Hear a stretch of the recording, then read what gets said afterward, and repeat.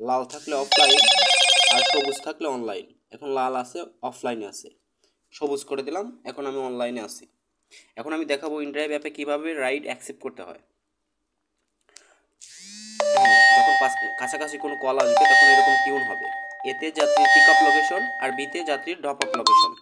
180 টাকা ভাড়া, এই ভাড়া যদি পোষে আমার তাহলে আমি অ্যাকসেপ্ট করব, আর যদি না পোষে নিচে অফার করার সুযোগ আছে। আমার সে 180 টাকা ভাড়া, ম্যাক্সিমাম ভাড়ায় যে অ্যাপে যে ভাড়া আসবে সেই ভাড়াই আমি অ্যাকসেপ্ট করব। অ্যাকসেপ্টে দিলাম।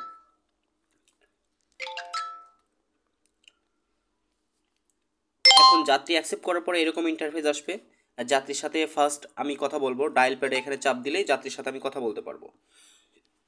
যাত্রীর নাম্বার সরাসরি ডায়াল প্যাডে নিয়ে যাবে, যাত্রীর সাথে কথা বলবো, যাত্রী কোথায় আছে, কোথায় যাবে, বিস্তারিত সব কথা বুঝতে পারবো। তারপরে যখন কথা হয়ে যাবে ফাইনালি, তখন আমি আবার ইনড্রাইভ অ্যাপে চাপ দিব। অ্যাপে চাপ দেওয়ার পরে আই অ্যাম হিয়ার এই বাটনে চাপ দিব।